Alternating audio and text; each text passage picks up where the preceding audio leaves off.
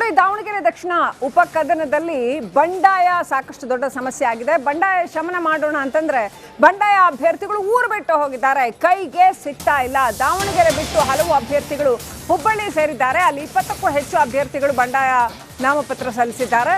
ಸಾಜಿದ್, ಸೈಯದ್, ರಿಯಾಜ್ ಇವರೆಲ್ಲರೂ ಹೋಗಿ ಹುಬ್ಬಳ್ಳಿ ಸೇರ್ಕೊಂಡಿದ್ದಾರಂತೆ. ಕಾಂಗ್ರೆಸ್ ವಿರುದ್ಧ ಅಲ್ಪಸಂಖ್ಯಾತರು ದಾವಣಗೆರೆಯಲ್ಲಿ ಕೆಂಡಾಮಂಡಲರಾಗಿದ್ದಾರೆ. ಅವರ ಆಕ್ರೋಶ ಇಳಿದಿಲ್ಲ. ಶಾಮನೂರು ಕುಟುಂಬಕ್ಕೆ ಮತ್ತೆ ಟಿಕೆಟ್ ಕೊಟ್ಟಿರೋ ವಿಚಾರಕ್ಕೆ ಸಂಬಂಧಪಟ್ಟಂತೆ ಅಲ್ಪಸಂಖ್ಯಾತರ ಅಸಮಾಧಾನ ಕಡಿಮೆ ಆಗಿಲ್ಲ.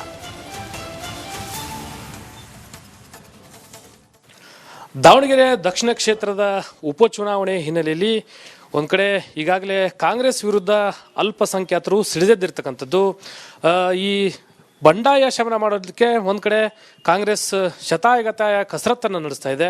ಈ ಹಿನ್ನೆಲೆಯಲ್ಲಿ ಇವತ್ತು ನಾಮಪತ್ರ ವಾಪಸ್ ಪಡೆಯೋದಕ್ಕೆ ಕೊನೆಯ ದಿನ ಆಗಿರ್ತಕ್ಕಂಥ ಹಿನ್ನೆಲೆಯಲ್ಲಿ ಕಾಂಗ್ರೆಸ್ ಬಂಡಾಯ ಅಭ್ಯರ್ಥಿಗಳೇನಿದ್ದಾರೆ ಅವ್ರನ್ನ ಶಮನ ಮಾಡುವಂಥ ನಿಟ್ಟಿನಲ್ಲಿ ನಾಮಪತ್ರವನ್ನು ವಾಪಸ್ ಹಿಂಪಡೆಯುವಂಥ ನಿಟ್ಟಿನಲ್ಲಿ ಒಂದು ಕಡೆ ಒತ್ತಾಯ ಏನು ಆಗ್ತಾ ಇದೆ.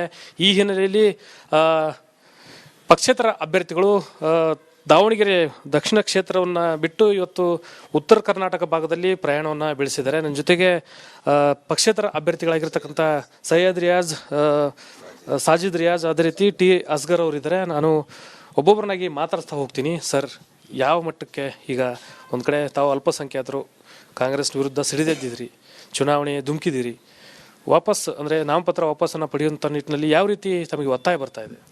ಸರ್, ಈಗ ನಾವೆಲ್ಲರೂ ಸೇರಿಕೊಂಡು ಅಲ್ಪಸಂಖ್ಯಾತರಿಗೆ ಕಾಂಗ್ರೆಸ್ ಪಕ್ಷದಿಂದ ಟಿಕೆಟ್ ಕೊಟ್ಟರೆ ನಾವೆಲ್ಲರೂ ಪಕ್ಷ ಭೇದ ಮರೆದು ಎಲ್ಲರೂ ಕೆಲಸ ಮಾಡ್ತೀವಿ ಅಂತ ಹೇಳಿದ್ವಿ. ಆ ರೀತಿ ಆಗಲಿಲ್ಲ. ಅದಕ್ಕೆ ನಾವು ಅಲ್ಲೇ ಹೇಳಿದ್ವಿ, ಪ್ಲಾನ್ ಬಿ ಅಂತ ನಾವು ಮಾಡ್ತೀವಿ ಅಂತ ಹೇಳಿ ಪ್ಲಾನ್ ಬಿ ಸಿದ್ಧತೆಗಳನ್ನು ಮಾಡ್ಕೊಂಡಿವಿ. ಆ ಪ್ಲಾನ್ ಬಿ ಸಕ್ಸಸ್ಫುಲ್ ಆಗಬಾರ್ದು ಅಂತ ಹೇಳಿ ಅಲ್ಲಿ ಇರ್ತಕ್ಕಂಥ ಕಾಂಗ್ರೆಸ್ ಪಕ್ಷದ ನಾಯಕತ್ವ ನಮ್ಮ ಏನು ನಾಮಪತ್ರ ಸಲ್ಲಿಸಿದ್ದಾರೆ ಅವರೊಬ್ಬೊಬ್ಬರಿಗೆ ಹಿಂಪಡಿಸ್ಲಿಕ್ಕೋಸ್ಕರ ಹಣ ಕೊಡ್ತೀವೋ ಅಥವಾ ನಿಮಗೆ ಅಧಿಕಾರ ಕೊಡ್ತೀವೋ ಅಂತ ನಾನಾ ರೀತಿಯ ಒತ್ತಡಗಳನ್ನು ತರ್ತಾ ಇದ್ದಾರೆ.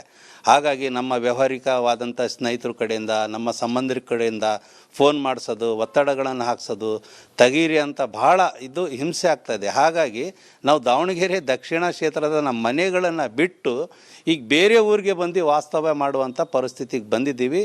ಯಾವ ಕಾರಣಕ್ಕೂ ನಾವು ಇಲ್ಲಿರ್ತಕ್ಕಂಥವ್ರು ಯಾರು ನಾಮಪತ್ರ ಹಿಂದೆ ತಗೊಳ್ಳಲ್ಲ. ನಾವು ಚುನಾವಣೆ ಫೇಸ್ ಮಾಡ್ತೀವಿ.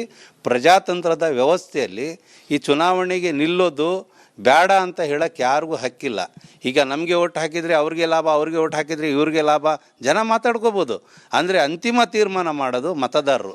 ನಮ್ಮ ಯೋಗ್ಯತೆ, ನಾವು ನಾವು ಎಷ್ಟು ಮತಗಳನ್ನು ಇವ್ರಿಗೆ ಕೊಡಬೇಕು, ಗೆಲ್ಲಿಸಬೇಕು, ಬೇಡ ಅಂತ ತೀರ್ಮಾನ ಮಾಡೋದು ಜನರ ತೀರ್ಮಾನ. ನಮಗನ್ಸುತ್ತೆ ಕಾಂಗ್ರೆಸ್ ಪಕ್ಷದ ಅಭ್ಯರ್ಥಿಗಿಂತ ನಾವೆಲ್ಲ ಇಂಡಿಪೆಂಡೆಂಟ್ ಇದನ್ನು ಸ್ಪರ್ಧೆ ಮಾಡಿದ್ವಿ. ನಾವೆಲ್ಲ ಸಮರ್ಥವಾದಂಥ ಅಭ್ಯರ್ಥಿಗಳು ನಾವೇ. ಕಾಂಗ್ರೆಸ್ ಪಕ್ಷದ ಅಭ್ಯರ್ಥಿ ಅಸಮರ್ಥ, ಇನ್ನೂ ಎಳೆ ವಯಸ್ಸಿನ ಯುವಕ, ಇನ್ನೂ ಭಾಳ ಅನುಭವ ಬೇಕು ರಾಜಕಾರಣದಲ್ಲಿ. ಒಬ್ಬ ಶ್ರೀಮಂತನ ಮಗ, ಒಬ್ಬ ಸಚಿವನ ಮಗ, ಸಂಸದೆಯ ಮಗ ಅಂತ ಬಿಟ್ಟರೆ ಅವರಲ್ಲಿ ಬೇರೆ ಯಾವುದೇ ಈ ಜನರಲ್ಲಿ ಕೂಡಿ ಕೆಲಸ ಮಾಡುವಂಥ ಗುಣಗಳಿಲ್ಲ. ಒಬ್ಬ ಸಂಸದೆಯ ಮಗ, ಸಚಿವನ ಮಗ, ಒಬ್ಬ ಸರ್ಕಾರದ ಪ್ರತಿನಿಧಿಯ ಮಗ, ಶಾಮನೂರು ಶಿವಶಂಕರಪ್ಪದ ಕುಟುಂಬದ ಕುಡಿ ಅನ್ನೋದು ಬಿಟ್ಟರೆ ಬೇರೆ ಏನೂ ಅರ್ಹತೆ ಅವರಲ್ಲಿಲ್ಲ. ಹಾಗಾಗಿ ಹೇಳ್ತೀನಿ, ಶಾಮನೂರು ಸಮರ್ಥ ಏನಿದ್ದಾರೆ ಆ ಸಮರ್ಥ ಅಭ್ಯರ್ಥಿ ಕಾಂಗ್ರೆಸ್ ಪಕ್ಷದ್ದು. ನಾವು ಸಮರ್ಥವಾದಂಥ ಅಭ್ಯರ್ಥಿಗಳು ನಮ್ಮ ಎದುರಿಗೆ ಬಂದಿದ್ದೀವಿ, ನಮಗೆ ಮತ ಹಾಕ್ರಿ ಅಂತ ಹೇಳಿ ಪ್ರಚಾರಕ್ಕೆ ಹೋಗ್ತೀವಿ. ಸರ್, ಕಾಂಗ್ರೆಸ್ದ ಬಂಡಾಯದ ಅಂದರೆ ಕಾಂಗ್ರೆಸ್ಗೆ ಬಂಡಾಯದ ಬಿಸಿ ಮುಡಿಸಿರ್ತಕ್ಕಂಥ ಅಲ್ಪಸಂಖ್ಯಾತರ, ಅದೇ ರೀತಿ ಪಕ್ಷೇತರ ಸ್ಪರ್ಧಿಗಳ ಮಾತುಗಳು. ಕ್ಯಾಮ್ರಾ ಪರ್ಸನ್ ವಿನಾಯಕ್ ಪೂಜಾರ್ ಜೊತೆ ಪ್ರಕಾಶ್ ಹಿರೇಮಠ, ರಿಪಬ್ಲಿಕ್ ಕನ್ನಡ, ಹುಬ್ಬಳ್ಳಿ. ನೋಡಿ, ದಾವಣಗೆರೆ ದಕ್ಷಿಣ ಉಪಕದನದಲ್ಲಿ ಬಂಡಾಯ ಸಾಕಷ್ಟು ದೊಡ್ಡ ಸಮಸ್ಯೆ ಆಗಿದೆ. ಬಂಡಾಯ ಶಮನ ಮಾಡೋಣ ಅಂತಂದ್ರೆ ಬಂಡಾಯ ಅಭ್ಯರ್ಥಿಗಳು ಊರು ಬಿಟ್ಟು ಹೋಗಿದ್ದಾರೆ. ಕೈಗೆ ಸಿಗ್ತಾ ಇಲ್ಲ. ದಾವಣಗೆರೆ ಬಿಟ್ಟು ಹಲವು ಅಭ್ಯರ್ಥಿಗಳು ಹುಬ್ಬಳ್ಳಿ ಸೇರಿದ್ದಾರೆ. ಅಲ್ಲಿ 20ಕ್ಕೂ ಹೆಚ್ಚು ಅಭ್ಯರ್ಥಿಗಳು ಬಂಡಾಯ ನಾಮಪತ್ರ ಸಲ್ಲಿಸಿದ್ದಾರೆ. ಸಾಜಿದ್, ಸೈಯದ್, ರಿಯಾಜ್ ಇವರೆಲ್ಲರೂ ಹೋಗಿ ಹುಬ್ಬಳ್ಳಿ ಸೇರ್ಕೊಂಡಿದ್ದಾರಂತೆ. ಕಾಂಗ್ರೆಸ್ ವಿರುದ್ಧ ಅಲ್ಪಸಂಖ್ಯಾತರು ದಾವಣಗೆರೆಯಲ್ಲಿ ಕೆಂಡಾಮಂಡಲರಾಗಿದ್ದಾರೆ. ಅವರ ಆಕ್ರೋಶ ಇಳಿದಿಲ್ಲ. ಶಾಮನೂರು ಕುಟುಂಬಕ್ಕೆ ಮತ್ತೆ ಟಿಕೆಟ್ ಕೊಟ್ಟಿರೋ ವಿಚಾರಕ್ಕೆ ಸಂಬಂಧಪಟ್ಟಂತೆ ಅಲ್ಪಸಂಖ್ಯಾತರ ಅಸಮಾಧಾನ ಕಡಿಮೆ ಆಗಿಲ್ಲ.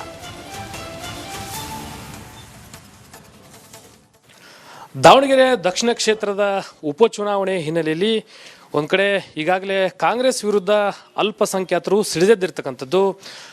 ಈ ಬಂಡಾಯ ಶಮನ ಮಾಡೋದಕ್ಕೆ ಒಂದು ಕಡೆ ಕಾಂಗ್ರೆಸ್ ಶತಾಯಗತಾಯ ಕಸರತ್ತನ್ನು ನಡೆಸ್ತಾ ಇದೆ.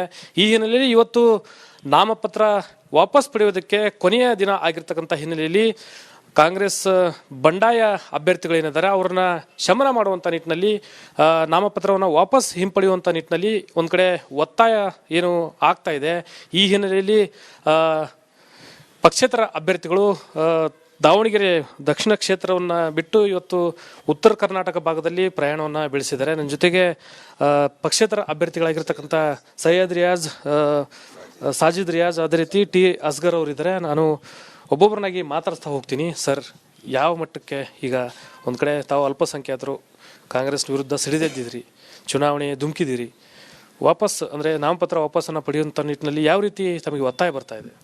ಸರ್, ಈಗ ನಾವೆಲ್ಲರೂ ಸೇರಿಕೊಂಡು ಅಲ್ಪಸಂಖ್ಯಾತರಿಗೆ ಕಾಂಗ್ರೆಸ್ ಪಕ್ಷದಿಂದ ಟಿಕೆಟ್ ಕೊಟ್ಟರೆ ನಾವೆಲ್ಲರೂ ಪಕ್ಷ ಭೇದ ಮರೆದು ಎಲ್ಲರೂ ಕೆಲಸ ಮಾಡ್ತೀವಿ ಅಂತ ಹೇಳಿದ್ವಿ.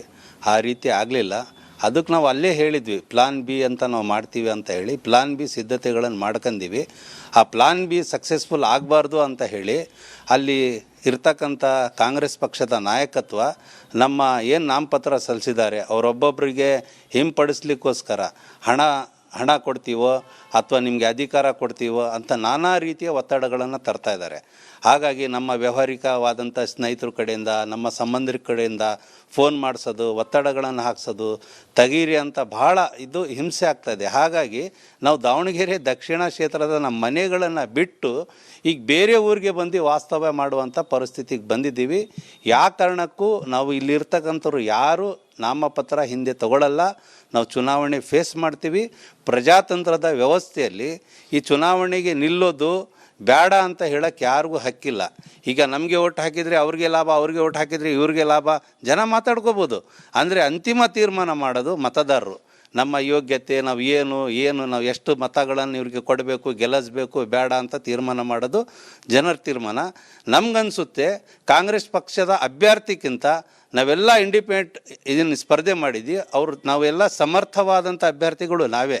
ಕಾಂಗ್ರೆಸ್ ಪಕ್ಷದ ಅಭ್ಯರ್ಥಿ ಅಸಮರ್ಥ, ಇನ್ನೂ ಎಳೆ ವಯಸ್ಸಿನ ಯುವಕ, ಇನ್ನೂ ಭಾಳ ಅನುಭವ ಬೇಕು ರಾಜಕಾರಣದಲ್ಲಿ. ಒಬ್ಬ ಶ್ರೀಮಂತನ ಮಗ, ಒಬ್ಬ ಸಚಿವನ ಮಗ, ಸಂಸದೆಯ ಮಗ ಅಂತ ಬಿಟ್ಟರೆ ಅವರಲ್ಲಿ ಬೇರೆ ಯಾವುದೇ ಈ ಜನರಲ್ಲಿ ಕೂಡಿ ಕೆಲಸ ಮಾಡುವಂಥ ಗುಣಗಳಿಲ್ಲ. ಒಬ್ಬ ಸಂಸದೆಯ ಮಗ, ಸಚಿವನ ಮಗ, ಒಬ್ಬ ಸರ್ಕಾರದ ಪ್ರತಿನಿಧಿಯ ಮಗ, ಶಾಮನೂರು ಶಿವಶಂಕರಪ್ಪದ ಕುಟುಂಬದ ಕುಡಿ ಅನ್ನೋದು ಬಿಟ್ಟರೆ ಬೇರೆ ಏನೂ ಅರ್ಹತೆ ಅವರಲ್ಲಿಲ್ಲ. ಹಾಗಾಗಿ ಹೇಳ್ತೀನಿ, ಶಾಮನೂರು ಸಮರ್ಥ ಏನಿದ್ದಾರೆ ಆ ಸಮರ್ಥ ಅಭ್ಯರ್ಥಿ ಕಾಂಗ್ರೆಸ್ ಪಕ್ಷದ್ದು. ನಾವು ಸಮರ್ಥವಾದಂಥ ಅಭ್ಯರ್ಥಿಗಳು ನಮ್ಮ ಎದುರಿಗೆ ಬಂದಿದ್ದೀವಿ, ನಮಗೆ ಮತ ಹಾಕ್ರಿ ಅಂತ ಹೇಳಿ ಪ್ರಚಾರಕ್ಕೆ ಹೋಗ್ತೀವಿ ಸರ್. ಕಾಂಗ್ರೆಸ್ಸದ ಬಂಡಾಯದ ಅಂದರೆ ಕಾಂಗ್ರೆಸ್ಗೆ ಬಂಡಾಯದ ಬಿಸಿ ಮುಡಿಸಿರ್ತಕ್ಕಂಥ ಅಲ್ಪಸಂಖ್ಯಾತರ, ಅದೇ ರೀತಿ ಪಕ್ಷೇತರ ಸ್ಪರ್ಧಿಗಳ ಮಾತುಗಳು. ಕ್ಯಾಮ್ರಾ ಪರ್ಸನ್ ವಿನಾಯಕ್ ಪೂಜಾರ್ ಜೊತೆ ಪ್ರಕಾಶ್ ಹಿರೇಮಠ, ರಿಪಬ್ಲಿಕ್ ಕನ್ನಡ, ಹುಬ್ಬಳ್ಳಿ.